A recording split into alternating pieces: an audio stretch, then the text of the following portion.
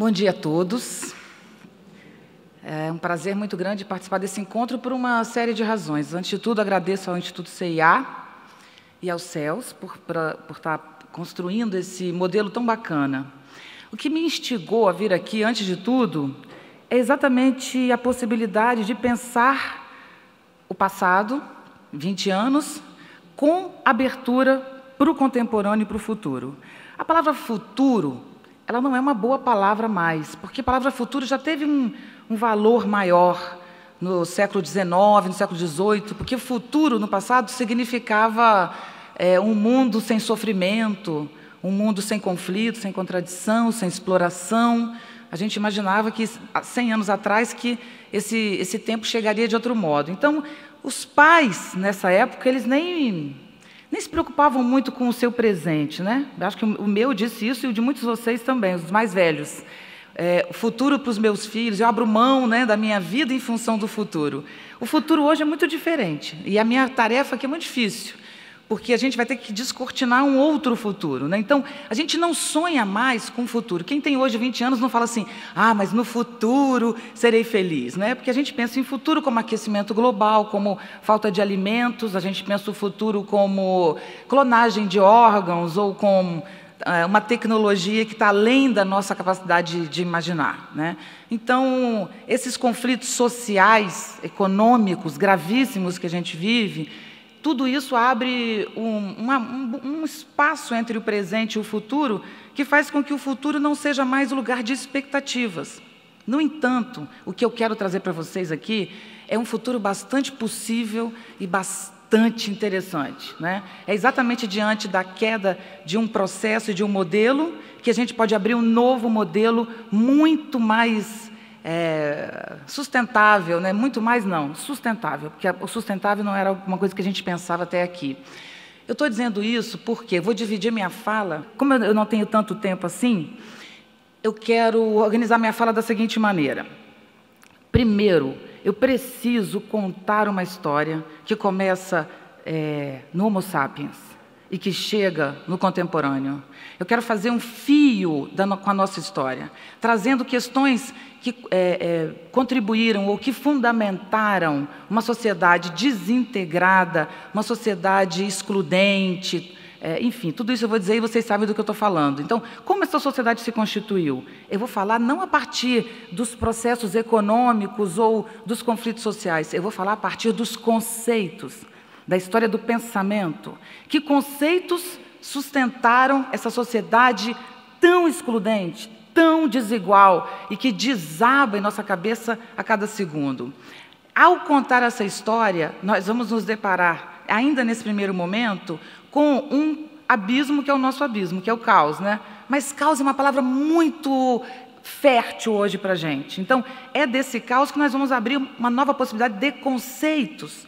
Que conceitos novos são esses que podem permitir, não uma sociedade piramidal, que foi constituída a partir de um pensamento em linha.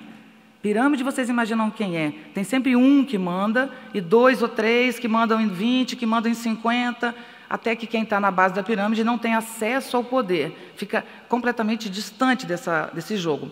Para uma sociedade em fluxos, para uma sociedade em rede, onde todos os processos acontecem e é possível constituir, não que isso esteja constituído, mas a gente pode constituir novas relações sociais, ambientais e humanas. Não é à toa que a gente fala de sustentabilidade hoje. Depois que eu fizer esse primeiro momento, que eu contar essa história, eu vou abrir para um tema que é um tema muito caro a vocês, mas ele já era o meu tema porque ele é consequência dessa primeira fase. Significa educação. Como a gente muda um processo? Se é pelo conceito que eu estou falando. Eu vou contar a história do nosso pensamento. A gente vai mudar esse processo a partir da construção de novas relações de conhecimento e saber. Então, só uma mudança grave nos processos educativos, nos processos que envolvem basicamente a escola e a educação não escolar, só a partir daí nós vamos conseguir recontar essa história de uma outra maneira.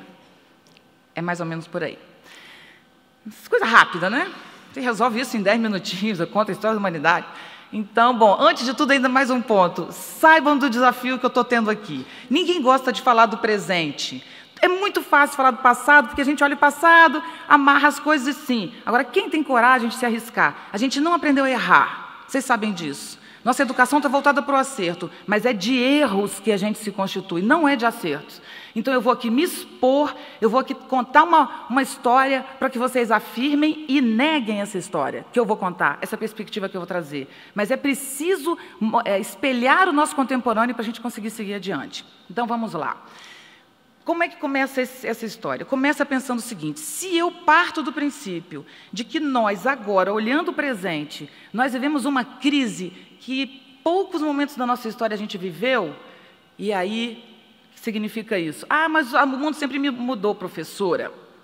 Todo mundo me diz isso. Ah, mas é mais uma mudança. Daqui a 10 anos a gente vai rir e dizer, ah, está mudando ainda. Não é verdade. Em alguns momentos, a sociedade coloca em questão os meios que sustentam essa sociedade. Por exemplo, na Idade Média. Na Idade Média, nós tínhamos todo o nosso pensamento voltado para Deus e para um pensamento que era chamado de revelado. Você só tinha valor o seu pensamento se você contasse o processo como ele se revelou a você. Nós saímos do conhecimento revelado para o conhecimento argumentado, em que não interessa uma revelação, eu sei, assim, mas e daí? A gente pensa agora, né? Ah, Deus, não interessa. Como é que você chegou a essa conclusão? Então, ao passar de um pensamento revelado para um pensamento argumentado, nasce uma nova sociedade, que é a modernidade. Nós não somos filhos da Idade Média, nós somos filhos da modernidade, que é um outro modelo de pensamento. Nós agora estamos fazendo uma mudança tão grave como a gente fez da Idade Média para a modernidade. Nós vivemos não apenas uma crise, nós vivemos uma crise sistemática, né, sistêmica, que ela atinge todos os graus. Qual é a crise que nós vivemos? Nós vivemos uma crise ambiental óbvia, que não tem nem o que dizer. Não é o aquecimento global a nossa crise, porque a gente pensa assim, aquecimento global, dizem que isso tem a ver com a história da natureza. Não é isso. Não, a palavra não é essa. A palavra é uma falta absoluta de noção do todo que nos fez, é uma falta total de visão do mundo que nos fez cavar a nossa casa, um buraco para construir, uma parede, seja o que for, sem pensar na consequência que isso tinha no processo como um todo, né? Então, onde nós caímos na crise ambiental? No que todo mundo já sabe. Eu só vou resumir do meu modo. O meu modo é o seguinte: nós nunca conseguimos igualdade na nossa sociedade, né? Identidade, porque apesar de sermos diferentes, tem alguns pontos, por favor, que nos identificam, né?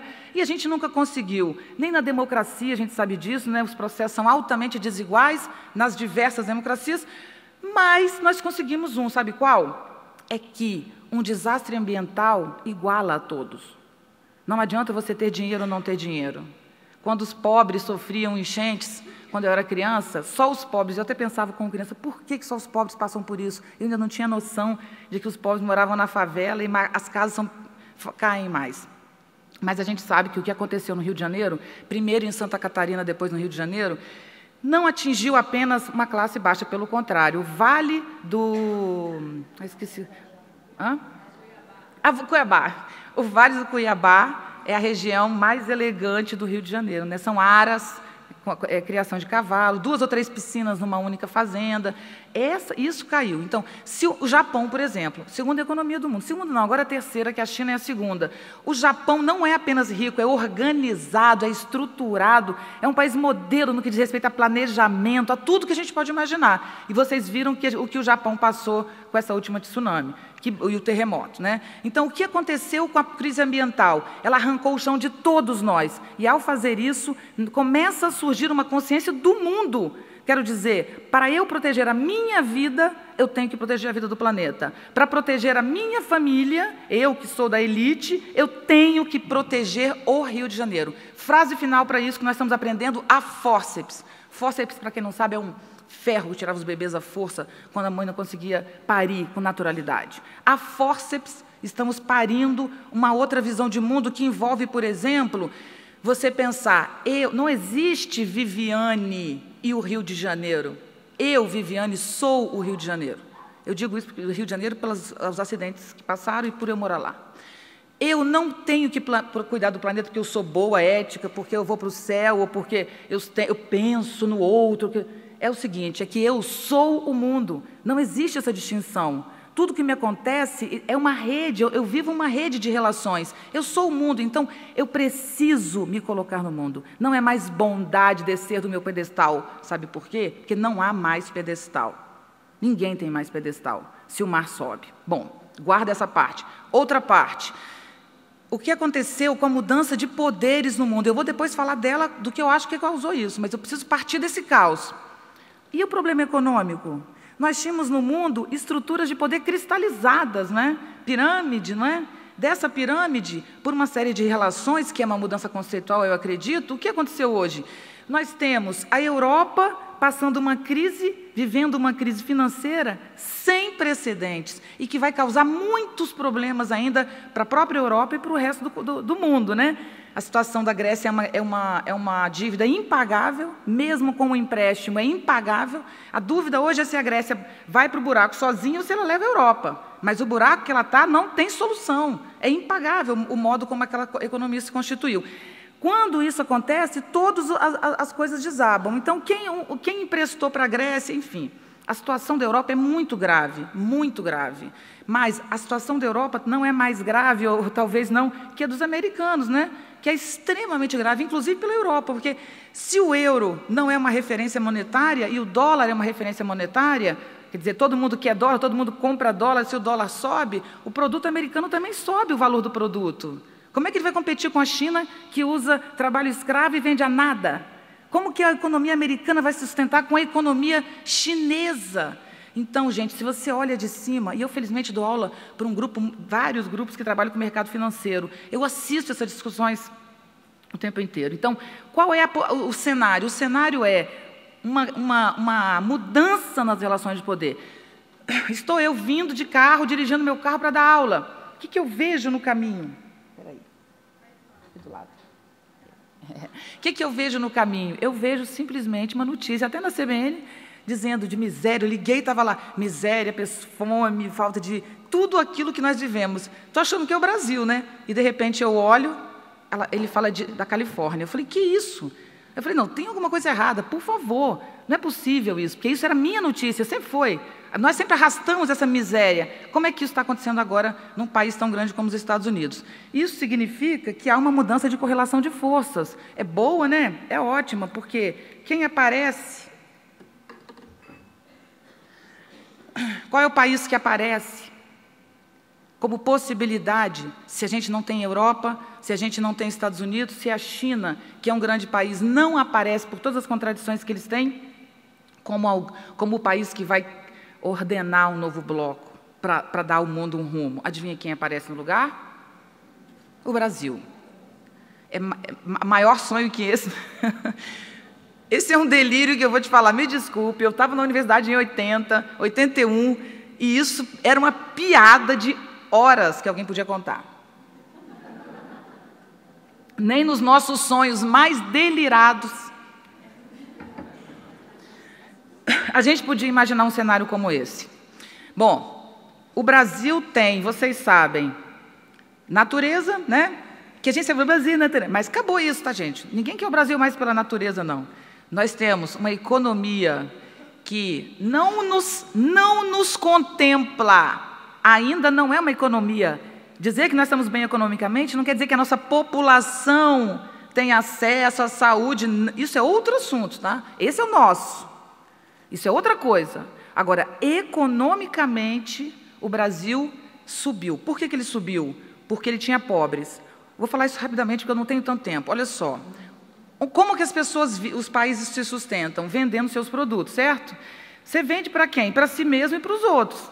Na medida em que o seu si mesmo, o seu país já comprou tudo, e os países vizinhos também já têm tudo, você vende para quem? Você vende para quem nunca teve nada, para o pobre. Então, quando os mercados consumidores esgotam e existe uma crise financeira, você sabe quem cresce? Quem tem pobre, porque aí você melhora um pouquinho a situação dos pobres, eles começam a comprar. Então, como é que o Brasil se sustenta? No mercado interno, ele vende para si mesmo. Enquanto a gente está tirando as pessoas, só que a gente sabe que o que nós precisamos não é produto só, né? Celular, né? Adianta ter celular e não ter saúde? Adianta a gente ter roupa, sapato, né? E não ter uma boa educação? Bom, aí, onde é que a gente cai? Bom, Crise econômica, o Brasil, cenário. Aí aparece o Brasil no cenário, né? O Brasil chega, o rei, né? E pode ser muito rápido. A gente pode, em 2 anos, ter uma situação muito grave no mundo. Muito grave economicamente. Tudo parando. Nós temos tudo isso, mas sabe o que nós não temos? Lideranças. Você sabe qual é o nome da crise que o Brasil vive hoje? Crise de lideranças.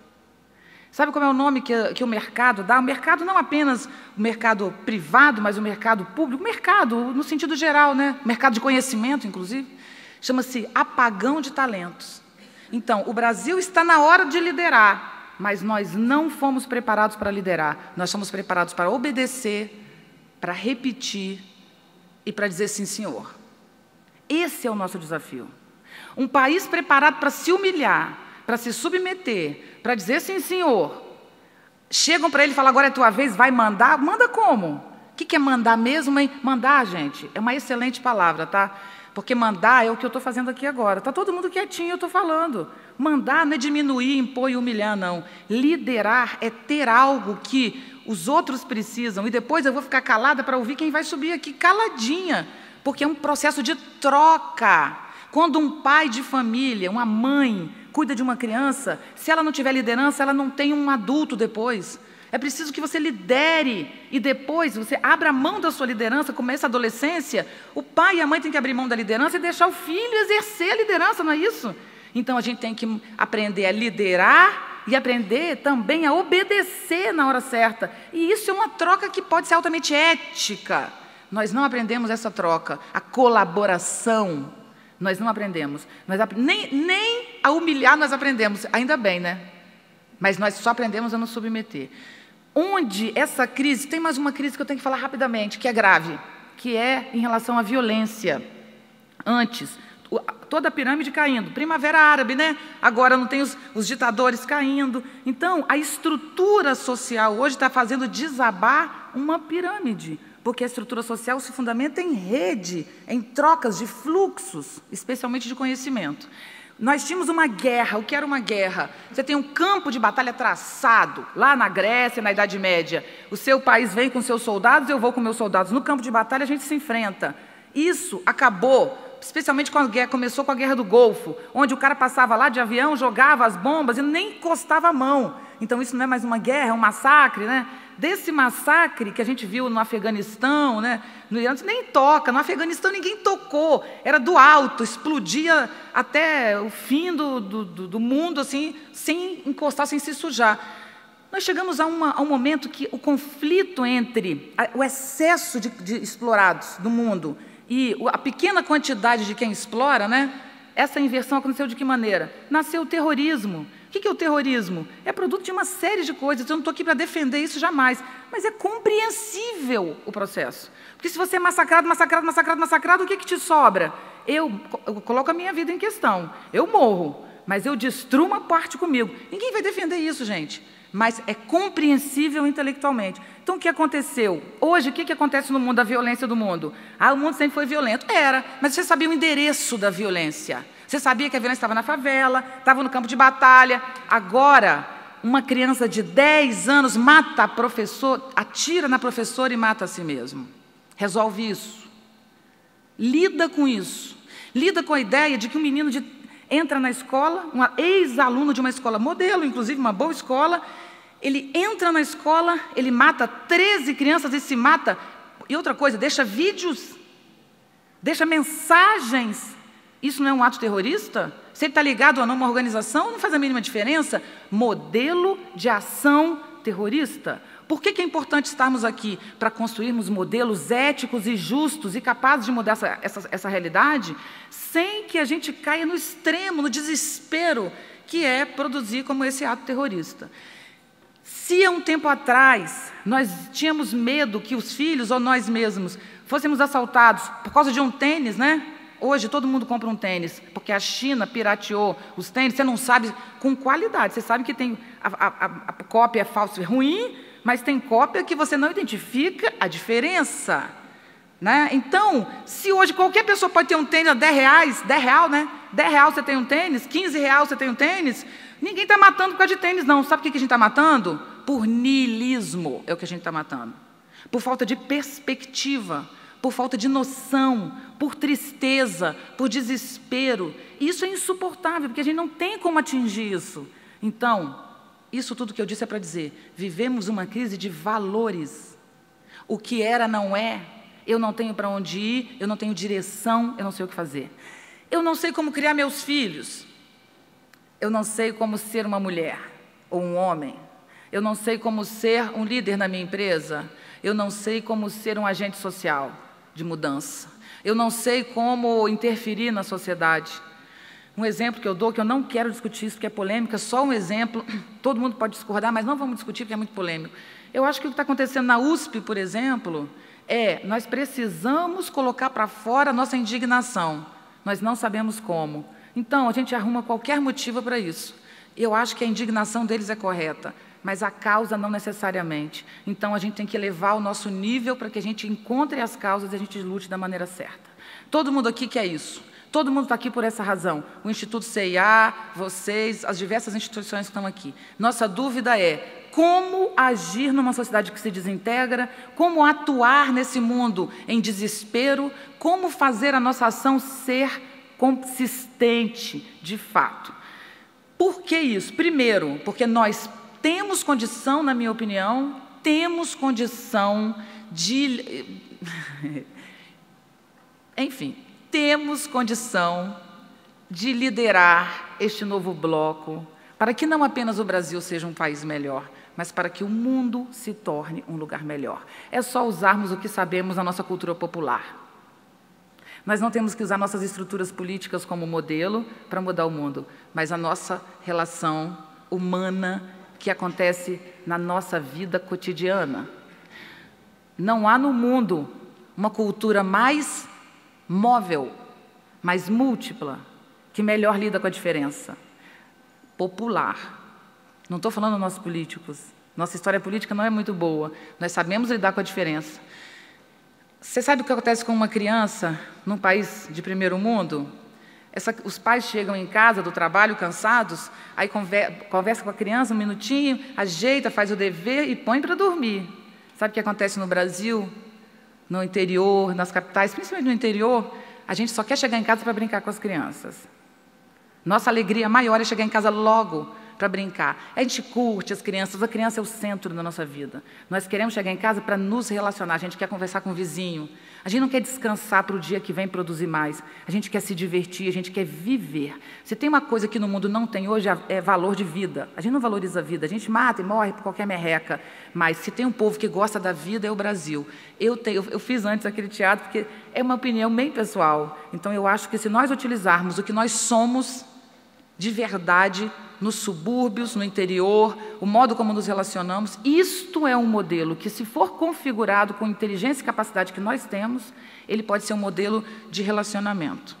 Darcy Ribeiro é a melhor referência para isso, quando ele fala da junção do negro, do índio e do branco, de como isso foi democrático e grandioso, como o nosso corpo é forte.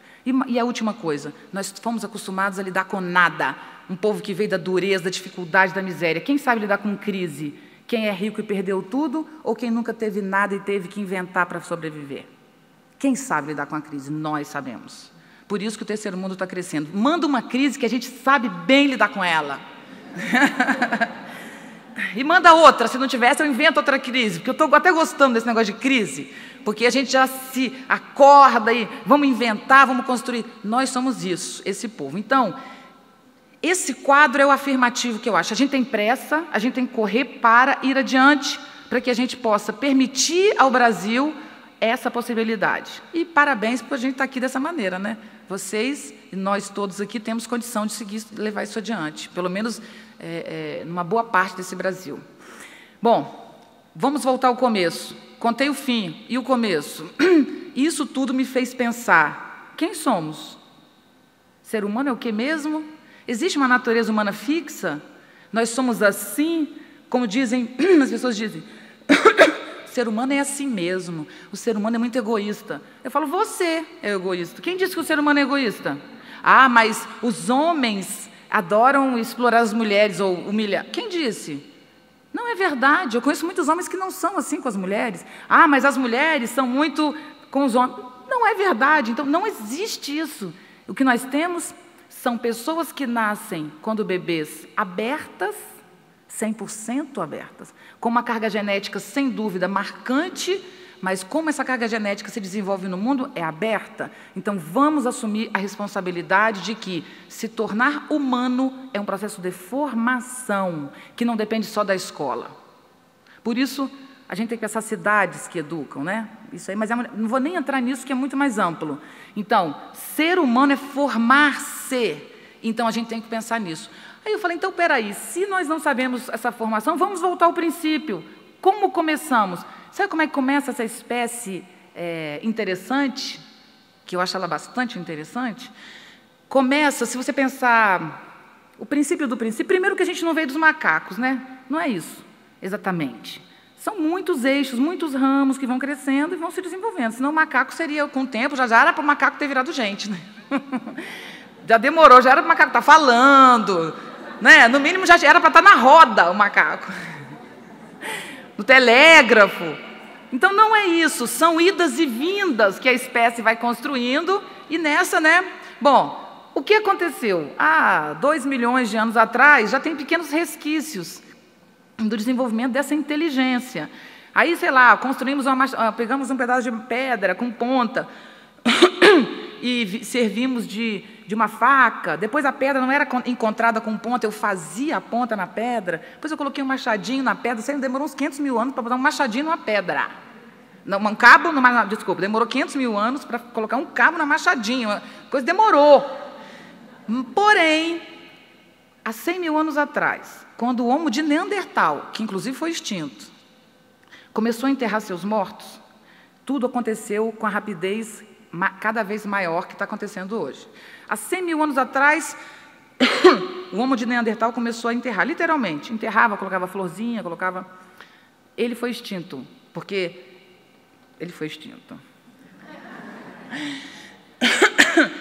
E o Homo sapiens, que já existia há uns 400 mil anos, sei lá, atrás, antes disso, começou a enterrar. Não que ele tenha copiado, ele também começou a desenvolver essa inteligência que é chamada inteligência abstrata ou espiritual, tá? Que é uma inteligência que vai além do concreto. Bom, quando começou esse enterro dos mortos, só para vocês entenderem a idade, há 30 mil anos, em média, nós temos pintura nas cavernas. 100 mil anos enterrou mortos. 30 mil pintura nas cavernas? Olha o que pintura nas cavernas é. Início da escrita, início de uma estruturação mais organizada da arte, da religião, né, do sagrado, que não era religião e tudo. 15 mil, 12 mil, agricultura. Agricultura é o início da civilização. E há 3 mil anos atrás, nasce o modelo, 2.500 anos atrás, nasce o modelo de pensamento lógico, racional que a gente utiliza hoje. Esse modelo é que é a raiz da nossa exclusão, que eu vou tentar mostrar para vocês.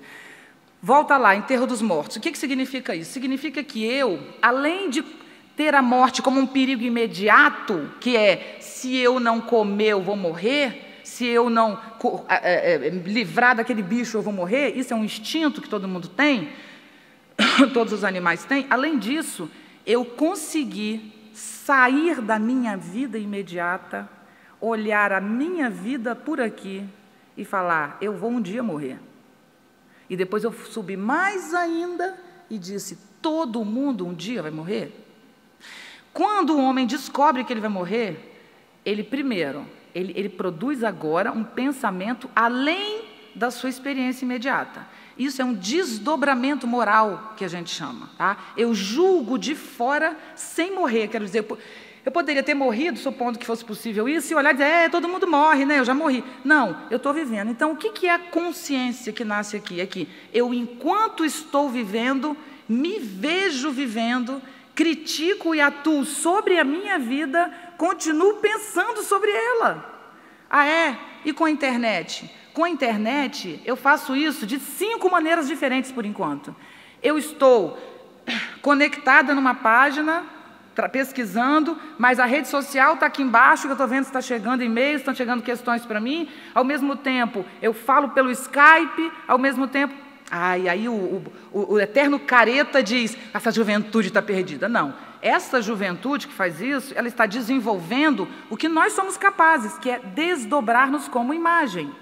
Nós somos um ser misto. Ao mesmo tempo que eu sou um ser real, eu sou um ser virtual. Olha o que acontece com o bebê. O bebê recém-nascido, ele está lá querendo mamar, com fome. Aí vem um peito e cai na boca, ele mama. Ele não sabe nem de onde veio. Ele sei que ele gritou e caiu aquele peito. Ele não sabe que é a mãe, ele nem sabe quem é ele não sabe nada. Ele sabe que tem um estômago e gritando aquela fome. Aí sabe o que acontece? A mãe está cuidando de outra coisa. Aí ele está com fome. A barriga, ele grita, a mãe não aparece. Sabe o que acontece? Ele vê a mãe vindo, mesmo sem ela ter vindo. A imagem da mãe se repete. Ele mama a imagem. E aí ele se satisfaz. Claro que por um tempo. Tá? Isso é o ser humano. Eu me satisfaço comendo, mas eu também me satisfaço com a imagem. Então, o ser humano, ele é aquele que existe realmente, mas ele existe virtualmente. Então, tudo que vocês viveram na vida, tudo que vocês viram de importante. O desimportante não deixa rastro. Ele se constitui como um croquis. Imagem é isso, né, gente? O que é imagem? É um croquis, é um desenho. Então, eu estou vivendo aqui, quando eu sair aqui, ó, vocês continuam para mim. Então, com 48 anos que eu estou fazendo agora, em janeiro, eu tenho 48 anos de imagem, né? Então, o que acontece? Quando eu durmo, as imagens ficam conversando. Mas não é isso? A rede, a internet? Nós somos virtuais. Nós somos morais, né? Bom, quando esse ser humano se desdobra como pensamento, nasce a lei. A lei é proibido deixar um corpo humano ser comido pelos animais. Tem que dar um destino a esse ritual, a esse corpo. Dessa lei nasce, olha que bonito isso, nasce a interioridade, que olha só, eu sou um cachorro, vou falar um leão para as cavernas, eu sou um leão macho, eu estou aqui parada, a fêmea passa no cio, eu pergunto se ela é loura, magra, tem celulite? Não pergunto, certo? Eu vou lá e creu na leoa. Agora pensa outra coisa. Quem o leão está atendendo? A ele ou a natureza? É a natureza. Ele é dominado por um instinto que é da natureza. Então, quem está com a leoa não é o leão, é a preservação da espécie. Você sabe o que o ser humano faz? Ele está aqui esperando a fêmea. A fêmea passa e ele realiza-se com a fêmea como se fosse um leão. Acontece que ele percebeu que ele estava paradinho aqui, só que o leão, o bicho que ele estava querendo pegar, ele perdeu, enquanto ele foi com a fêmea. Na terceira vez que isso acontece, ele falou, ou eu vou morrer de fome, ou eu não vou com a fêmea. E aí sabe o que ele faz? Ele está caçando, a fêmea passa, ele não vai com a fêmea porque ele tem que caçar. Todo ser humano, toda a humanidade nasce da capacidade de dizer não a si mesmo, não de dizer sim. Porque se você diz sim a si mesmo, quem está agindo é a natureza, não é você. Eu disse não a mim mesma. Eu não fui com a fêmea. Sabe por quê? Porque eu tenho como alvo um outro foco, sobreviver. Aí sabe o que acontece com a vontade da fêmea que eu guardei? Ela vai ficar acumulada, né, em mim, porque nada desaparece na natureza. É essa força acumulada que eu vou aplicar na cultura, construindo instrumentos, armas e um prédio. Então, o ser humano é aquele ser que diz não à cadeia da natureza para criar o desejo, o investimento. Desejo é, agora eu não quero qualquer fêmea, eu quero aquela, né? Ou gordinha, ou magrinha, ou com cabelinho não sei o quê, ou que tem um sorrisinho de lado, que é uma loucura.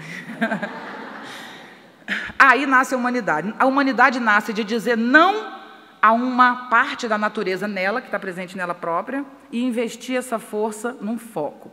Bom, daí, desse processo super belo, a gente teve que dizer muito não a si mesmo para sobreviver. Pensa que o Homo de Neandertal morreu, desapareceu, foi extinto, muitas espécies foram extintas. Sabe o que aconteceu com a nossa? Para não ser extinta, ela teve que dizer não a si mesma. Por exemplo, quando nasce a agricultura.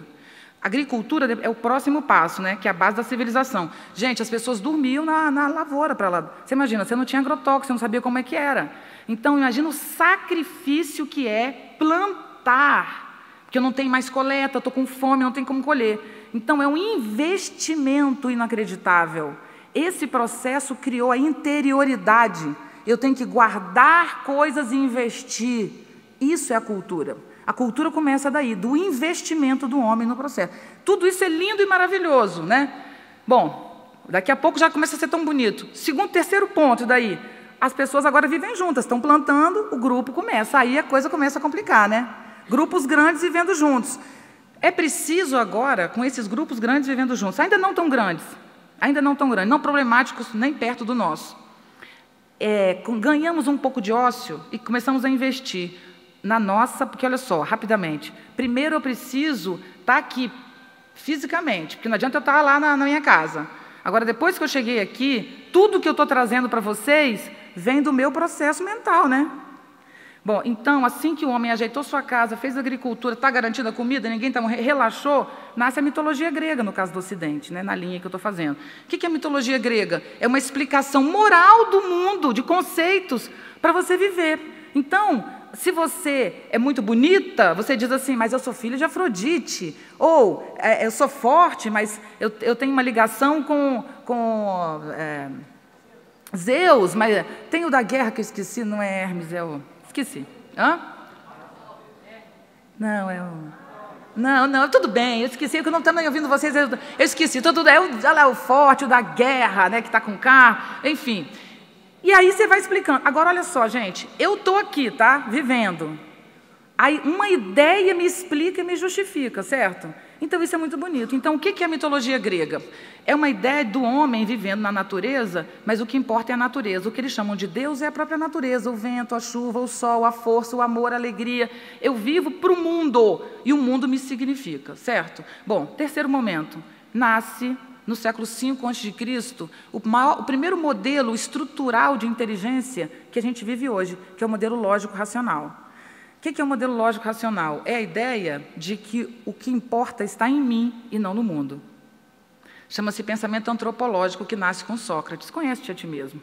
Nesse momento, gente, começa, na minha perspectiva e dos autores que eu utilizo, começa um racha, que é se é em mim que está, e se o meu mim é feito muito mais de conceito, então, são os conceitos que eu utilizo que determinam os acontecimentos.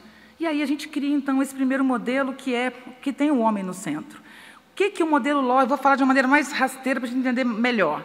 O que é o nosso modelo racional? Nosso modelo racional diz o seguinte: existe uma coisa chamada verdade. Verdade é aquilo que não muda. Quem é que tem a verdade? Quem tem a verdade tem o poder, não é isso? A verdade, primeiro, ela é uma só, ponta da pirâmide, né? Além de a verdade existir, por ela existir, eu penso assim, tem uma verdade a respeito da minha beleza, tá, gente? Vocês me desculpem, ou eu sou bonita ou eu sou feia. E vocês vão ter que votar, tá? Se vocês decidirem que eu sou bonita, 70% disser que eu sou bonita, então eu sou bonita, é isso? E os 30% que diz que eu sou feia, não está considerado? Como é que a gente vai saber se eu sou bonita ou feia? Mas eu sou ou bonita ou feia. Eu não posso dizer que eu sou bonita e feia. Eu não posso dizer que eu estou certa e errada. Ou eu estou certa ou eu estou errada. Ou eu sou uma mulher ou eu não sou uma mulher. Eu costumo brincar que quando eu era criança, minha mãe dizia, essa menina é igual uma onça. Onça é um bicho, né? Não é um ser humano.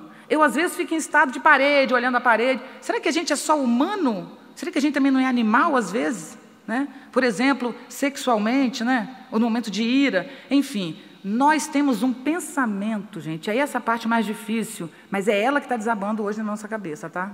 É um modelo de homem e de mundo que diz que, para pensar, eu tenho que negar alguma coisa.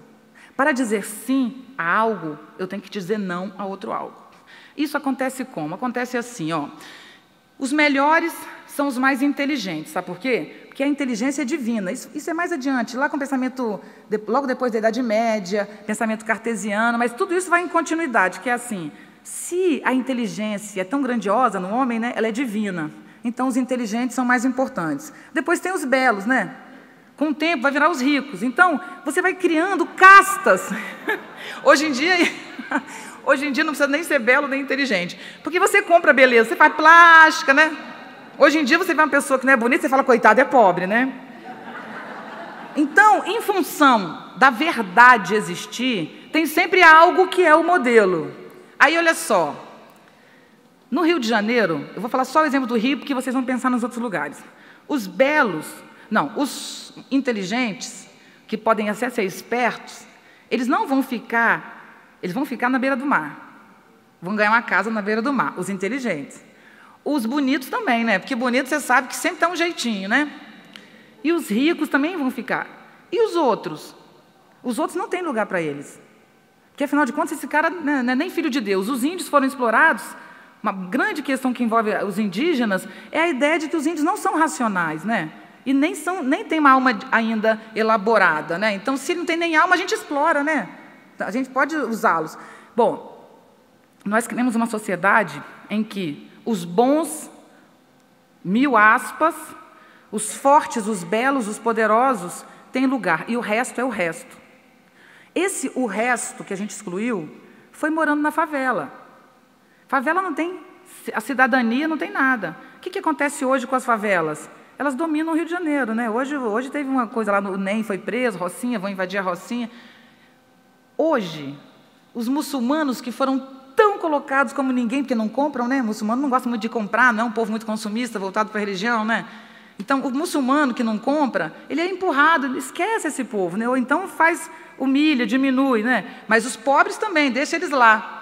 Agora, o mundo tem tanto pobre, o mundo tem tanta gente excluída, o mundo tem tanta gente sofrida. Não sei se vocês sabem, mas a doença que mais vai matar no século XXI é a depressão, segundo a Organização Mundial de Saúde. 60% das pessoas em países países que têm alguma condição financeira, para não dizer primeiro mundo, usa medicação psiquiátrica. Cerca de 40% a 60% das crianças em todas as escolas do mundo usam Ritalina, que é medicação para hiperatividade, falta de atenção, né?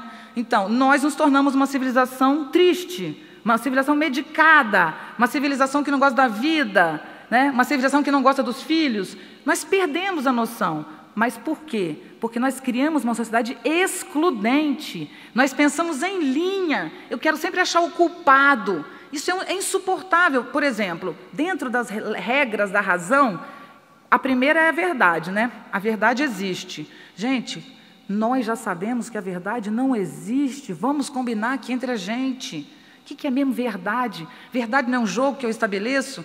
Dependendo do modo como eu me relaciono, eu estou com a verdade. 2 minutos depois pode estar com ela. Então, que verdade é essa científica, ou humana, ou divina que a gente carregou tanto? A ideia de verdade é uma ideia que diz que o que é bom é o que não muda, é o fixo. Mas a ideia de verdade gerou a outra, que é o princípio da não contradição. Ou eu estou certo ou eu estou errado. Isso é uma lei, gente, lógica do discurso. Eu não posso estar certo e errado ao mesmo tempo. E tem uma terceira lei do discurso, que a gente fala sem querer. Mesmo um analfabeto, literalmente não sabe ler, ele usa a lógica do discurso, porque ele aprende a falar, e é na fala que está isso. Então, o outro princípio é o princípio de causalidade. Ele diz o seguinte: não tem a pirâmide? Eu estou vivendo uma situação aqui, né? Eu estou no momento ruim com o meu marido, por exemplo. Não é o caso, mas supondo. Nem deve falar isso, vai que fica, né? Aí você pensa assim, isso aqui está acontecendo. Sabe o que a gente pensa? De quem é a culpa, né? Ou é dele ou é minha? Gente, por favor, se 2 pessoas estão juntas, como uma amiga minha me falou ontem, como é que é, gente? Não sei explicar. Um cachorro não casa com um pato, sabe assim? Se está junto, é pato com pato, né? Então a gente está errando junto nessa brincadeira. Mas não, é ele ou eu. Mas se eu estou no Brasil pensando por que a gente... Eu tenho que achar um culpado. É Sarney, pronto, acabou. Eu ouço direto, Sarney que tinha que morrer, não. Gente, vocês acham que se Sarney morrer mudou alguma coisa, gente? Por favor, quem dera, né? Que era fácil, né? Não, é Sarney. Você sabe por que a minha vida não deu certo? Minha mãe não me amou quando era criança. Você sabe por que as coisas não funcionam para mim? Porque o Brasil não dá chance a quem tem talento. Entendeu? A gente adora dizer isso. Então, quer dizer, eu tenho sempre uma razão, que é a pirâmide, no final da minha questão. Não, meu bem, é o contrário. Eu estou com um problema, é um ponto. As razões para esse ponto são, assim, infinitas. Nós não conseguimos olhar mais de uma coisa ao mesmo tempo. A gente olha uma de cada vez. Isso não é culpa nossa. Aí, quando um professor da escola dá uma péssima educação, a culpa é do professor, mas o professor aprendeu aquilo com alguém. Adianta botar culpa no professor? Eu odeio culpabilidade. E isso é produto de um modelo racional que na internet não tem. Tá? Mas já vou chegar lá no pensamento em rede. Não é a internet, é o que vem da internet, é o que aquilo produz no nosso raciocínio, né? Nós acreditávamos que para manter várias pessoas aqui, um tem que mandar e o outro tem que obedecer, né? Não precisa, gente. Se cada um mandar em si aqui dentro, se cada um tiver noção do mundo, de si mesmo, ninguém tem que estar aqui vigiando ninguém, se jogou papel no chão, se fez xixi do lado de fora. Interessa isso. Mas o nosso modelo social, ao invés de incentivar pessoas autônomas, autônomo é igual ser responsável por si mesmo, se sustentar humanamente, economicamente, socialmente. Ser autônomo não é o que nos incentivam. Então, sabe o que a gente faz? Se eu sou muito bonita, eu vou logo arrumar um pagodeiro para me sustentar. Se eu sou muito inteligente, né, eu vou dar logo uma maneira de explorar. Então, é como se nós, que não desenvolvemos autonomia, quiséssemos sempre alguém que nos banque. Ou que nos banque, ou que seja culpado por sermos o que não gostaríamos de ser. O nosso erro é culpa de alguém, e nosso acerto tem que ser provocado por alguém. Essa ideia de pirâmide é infernal, é ela que a gente tem que parar de olhar. Então, não adianta eu ter uma criança. Na minha escola, eu faço palestras para professores, muito felizmente. Eu fiz agora há pouco a palestra da Undime Nacional, né, que são os diretores municipais. Aí estou fazendo todas as Undimes, Rio, Espírito Santo, Ceará, Minas Gerais. Fiz o Concede a semana passada, que são secretários estaduais. E eu faço palestra para a educação no Brasil inteiro. Então, em média, tem 3.000 pessoas, sabe, num evento como esse da Undime, ou num evento como Tocantins, o Encontro Pensar, que tem...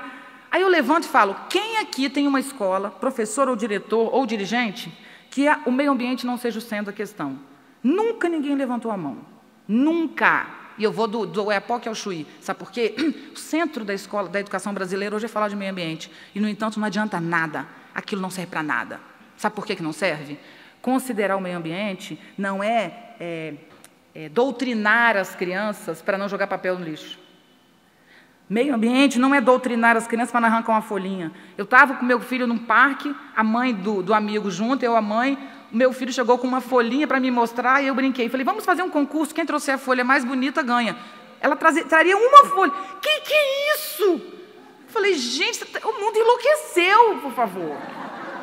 Isso é um absurdo, isso é um delírio, isso é uma neurose, isso é uma... Entendeu? A criança vai crescer neurótica e vai continuar destruindo o meio ambiente por neurose. Ah, quero matar. Uma folha, tá? Não pode. Que é bom que os professores falem em meio ambiente, é bom. Eu não peço para eles falarem, não. O que eu falei aqui, eu não falo lá, que não dá certo. Eu falo que ótimo. Que já começa, né, gente? É um começo. Não é errado, é um começo muito bom, excelente, inclusive, que todas as escolas tenham o meio ambiente como questão. Segundo passo é que as crianças tenham autonomia e raciocínio. É que cada criança saiba que um dia ela vai morrer, que ela tem uma trajetória no mundo curta. É que ela saiba que o planeta tem recursos escassos de verdade. Que ela saiba pensar o todo. Você sabe o que é genialidade para o Schopenhauer, que é um filósofo que eu gosto bastante? Sabe o que é genialidade? Uma condição da genialidade: contemplar, olhar para fora. A gente só olha para dentro, né? Meu umbigo, mamãe me maltratou, papai, vovó, porque o meu cabelo é crespo, porque eu engordei. Então tem sempre um motivo pessoal, né? O que é olhar para fora? É esquecer-se de si. É descobrir que o mundo existe. A gente não sabe que o mundo existe, a gente só sabe que a gente existe. Então, primeiro é contemplar, porque ao contemplar você ganha uma alegria que é esquecer de você. E a segunda, quando você olha para fora, você vê o mundo, né? E começa a enxergar o mundo, começa a aprender, começa a saber. E a segunda característica da genialidade é relacionar o particular ao geral, que é: eu tenho 15 anos de idade, estou apaixonada, eu sou um menino ou menina, estou apaixonada pelo garoto, primeira paixão. Paixão é algo sério, eu projeto no outro a minha alegria, a minha felicidade. O outro me quer, daqui a pouco ele não me quer mais. Eu, com 15 anos, sofro a primeira experiência de morte, né? Que é literalmente uma perda, a pessoa não me quer e vai embora, eu não terei mais essa pessoa. Isso é muito angustiante. Então, esse jovem que não tem um raciocínio que vê o todo, sabe o que ele faz? Ele mata-se, se mata. Ele não suporta a perda. Eu estou falando de uma história terrível, eu tenho muitos dados sobre isso. Quanto mais um país cresce economicamente, maior o número de suicídios entre adolescentes, né? É muito grave.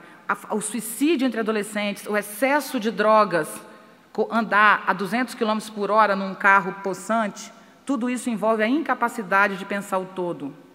Não suportar estar casado porque teve uma briga é incapacidade de ver o todo.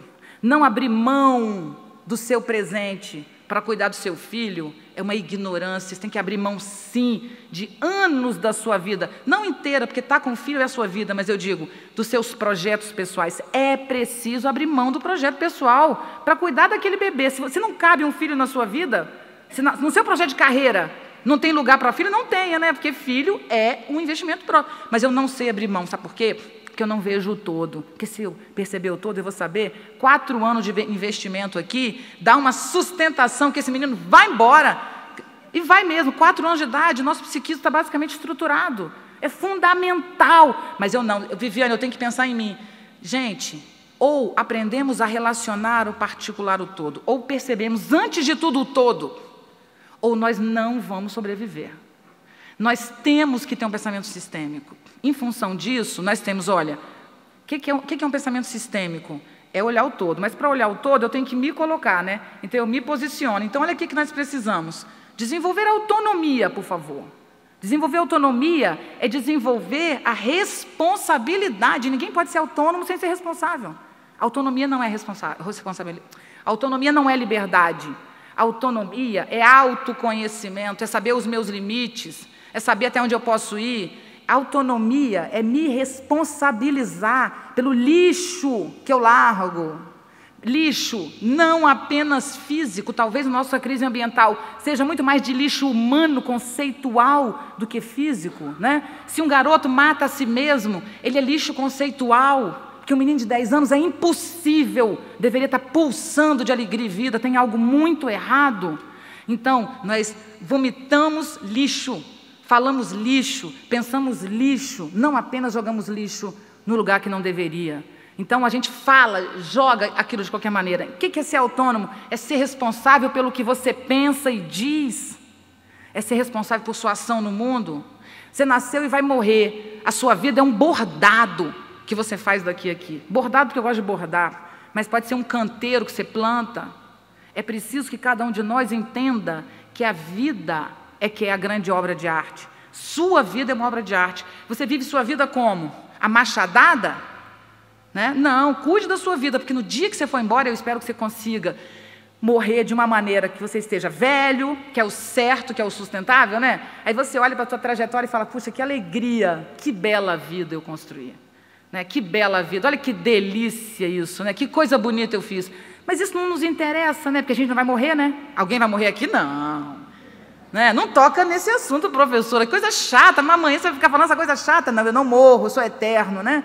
Enquanto eu sou eterno, eu vou largando lixo humano, conceitual. E aí, quando eu tenho 40 anos, eu tenho um filho de 20 que destrói a minha vida, porque como eu amo esse filho muito, e esse filho matou alguém na rua por causa de um tênis, né? Mas quando ele era pequeno, eu não vou abrir mão da minha vida por esse filho. Aí, quando ele vai para a cadeia, a minha vida se destrói, porque eu nunca consegui. Olha a sustentabilidade. O que é sustentar? Sustentar-se. O que é ser autônomo? É sustentar-se. O que é sustentar-se? É perceber o todo. O que eu jogo aqui, em algum momento ele retorna. A sustentabilidade é uma ideia de círculo, de ver o todo e ver a si mesmo, ver o todo e ver a si mesmo. Acontece que nós, no mundo, especialmente no Brasil, fomos educados para não pensar, para repetir, como eu disse antes, e para reproduzir. A educação brasileira veio de uma industrialização. A educação brasileira começa com uma educação elitista, né? Você fazia até o 4º ano, que tinha que fazer admissão para passar para o 5º. Então, mesmo que você fosse um bom aluno, tinha poucas vagas adiante. Então, era uma educação boa. Da década de 50, de 40, era uma boa educação. Tinha filosofia, tinha sociologia, tinha tudo isso.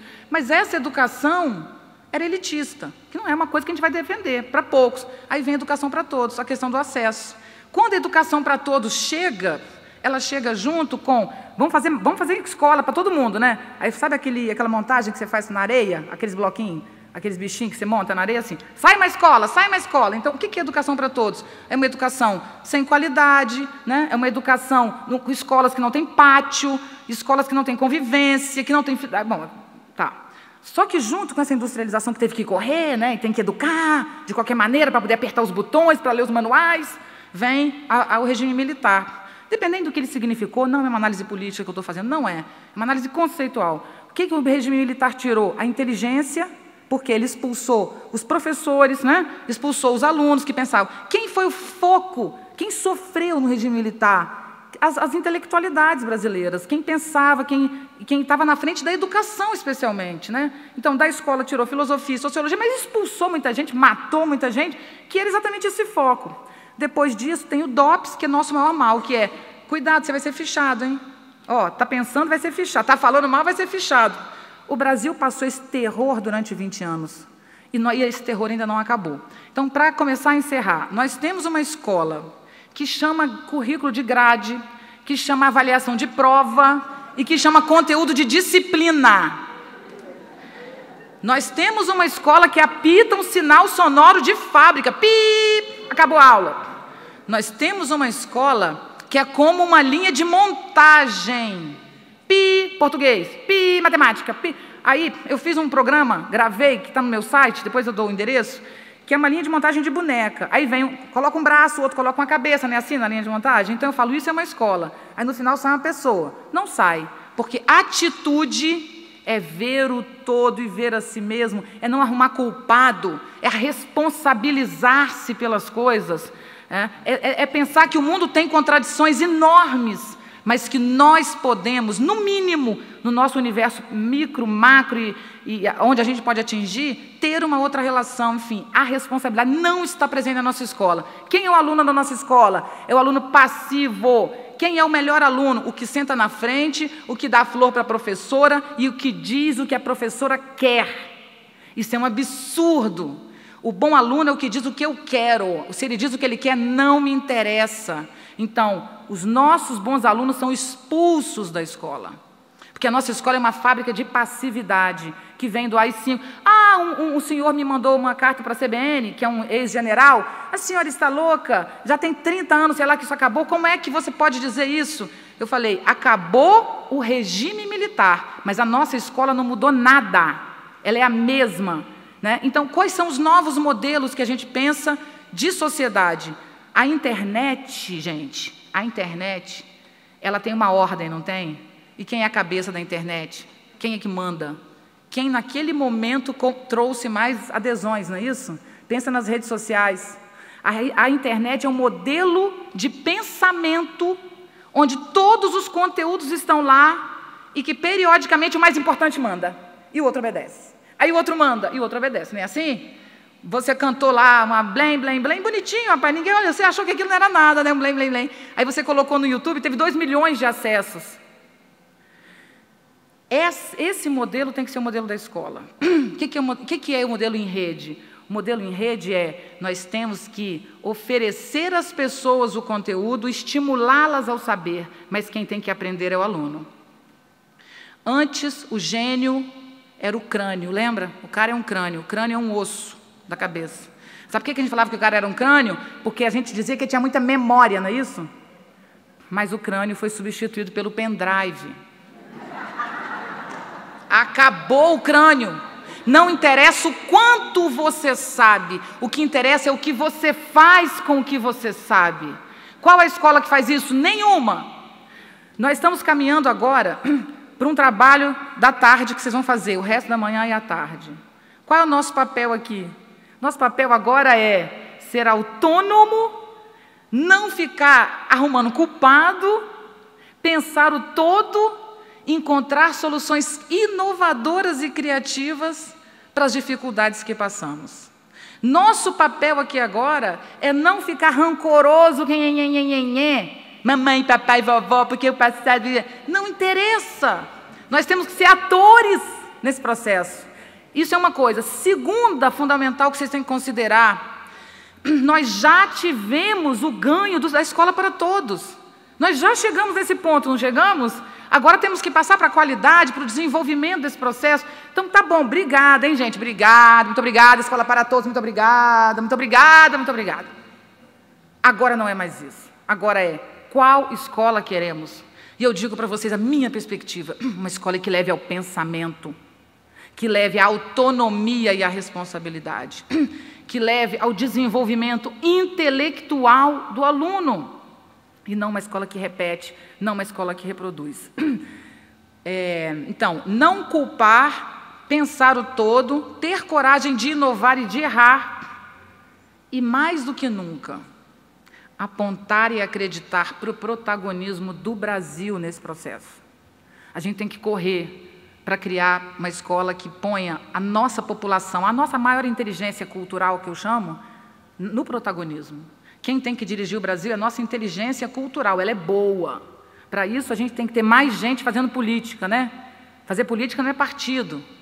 Então, o que a gente tem que incentivar? Paulo Freire, né? Não é incentivar Paulo Freire, é incentivar a frase do Paulo Freire, basicamente, que é preciso, antes de ler o livro, que a gente lê o mundo. Como é que lê o mundo? Usando Marx? Não. Ler o mundo antigamente era assim, eu te dou a interpretação, sabe? Ó, existe explorado e explorador, você é o explorado, aí o que você faz? Não! Não é mais isso, o mundo não é mais isso. Olha a Primavera Árabe, olha as crises sociais, olha a queda dos americanos, olha o protagonismo do terceiro mundo. Não utilize modelo antigo para pensar o novo.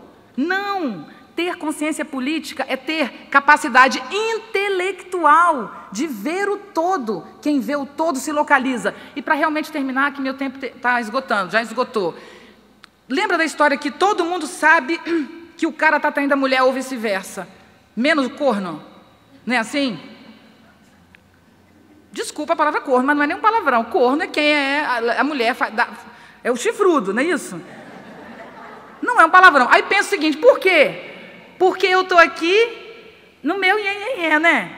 E não estou olhando para o meu lado. Se você olha para o seu lado, você vê se seu filho está se drogando. Vê sim. Se você olha para o seu lado, você vê que você está comendo mal e está se matando. Que está fumando cigarro que não deveria. Eu fumo cigarro, um maço por mês. A questão, gente, é o seguinte, olhe para o seu lado.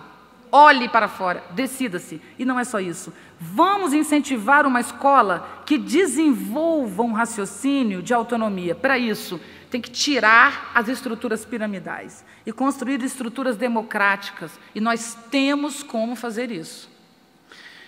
Ai, falta mais alguma coisa, deixa eu pensar. Falta muita coisa, na verdade. Falta muita coisa. Eu ficaria aqui de manhã, de tarde, de noite, até vocês me matarem, me baterem, chega. Mas esses eixos existem de mudança de mundo. Olhe para os eixos e não para o próprio umbigo, para o próprio rancor. Vamos seguir adiante. É possível construir um mundo melhor e mais justo, mais ético e sustentável.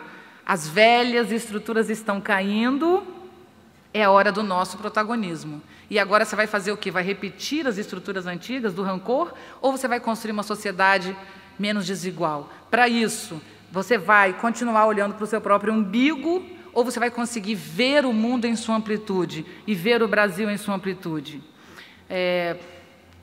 Não sei mais, acho que vou ser obrigada a acabar, porque senão eu vou abrir inovação. Hã?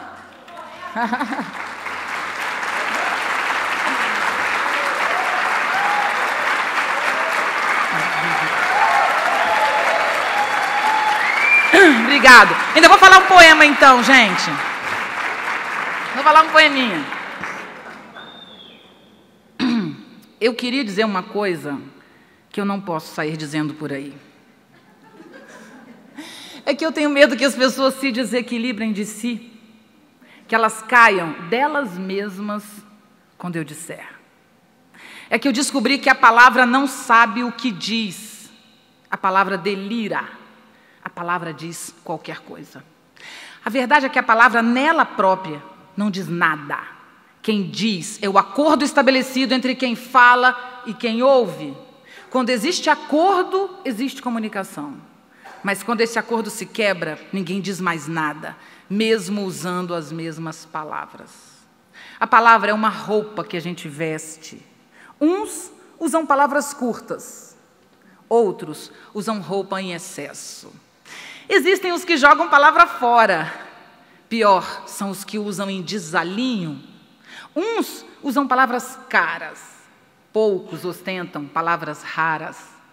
Tem quem nunca troca, tem quem usa dos outros. A maioria não sabe o que veste. Alguns sabem e fingem que não. E tem quem nunca usa a roupa certa para a ocasião. Tem os que se ajeitam bem com poucas peças. Outros se enrolam em um vocabulário de muitas. Tem gente que estraga tudo o que usa. E você? Com quais palavras você se despe? Muito obrigada.